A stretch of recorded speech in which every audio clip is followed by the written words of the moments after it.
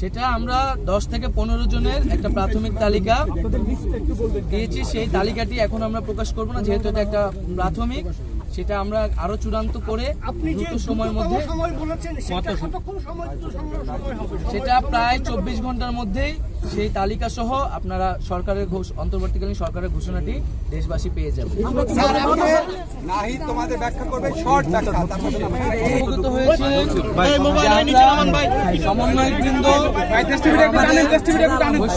ছাত্র আন্দোলনের কমিটি এবং আমাদের সাথে আমাদের সম্মানিত শিক্ষক ঢাকা বিশ্ববিদ্যালয়ের আমাদের সাথে আজকে আমরা একত্রে বঙ্গভবনে এসেছিলাম। রাষ্ট্রপতি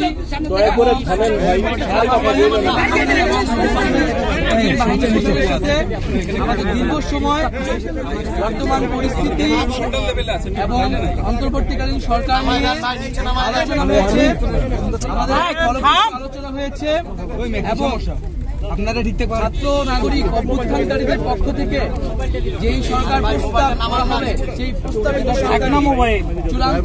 চূড়ান্ত অন্তর্বর্তীকালীন সরকার হবে, সেই নিশ্চয়তা আমরা আজকে বঙ্গভবন থেকে পেয়েছি।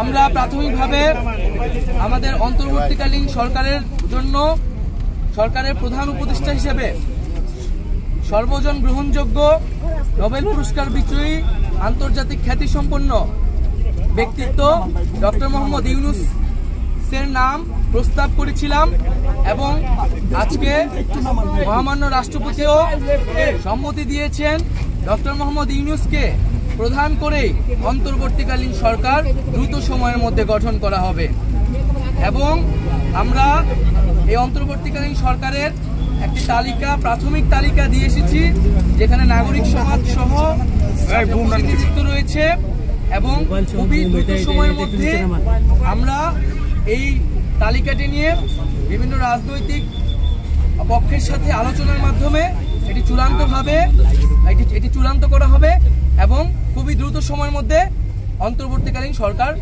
ঘোষণা করা হবে। এবং